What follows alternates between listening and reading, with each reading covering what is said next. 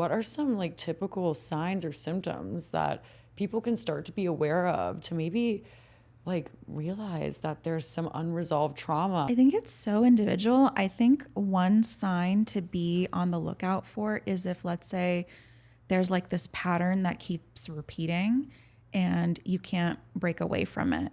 I think that's something to really notice and look at. Like the best example is if you find yourself in relationship after relationship that doesn't work out, that's toxic, let's say, or just not supportive.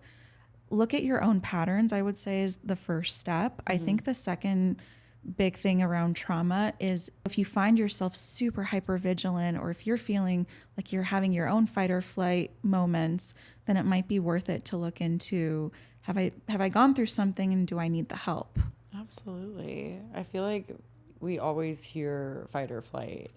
And I feel like there's so many ways to tap in and realize, okay, yeah, maybe I am in this like fight or flight response. What are some examples of like somebody that is in fight or flight and that they might not even realize is fight or flight?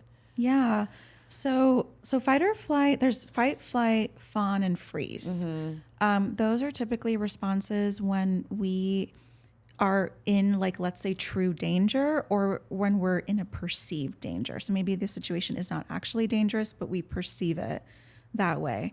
So fight would be exactly how it sounds. I'm getting super defensive. I'm getting angry. I'm getting intense. I'm making myself bigger to protect myself.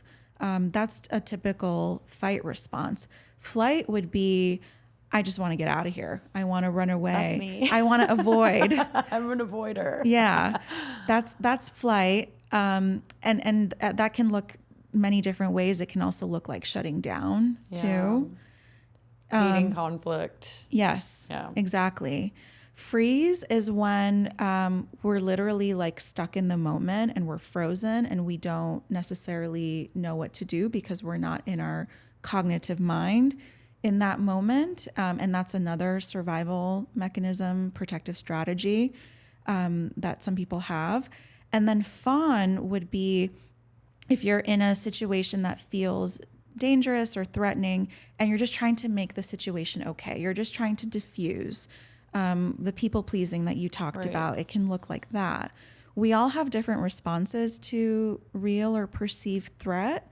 And it's not like we think about it. It's not coming from the prefrontal cortex of the brain. It's coming from our amygdala.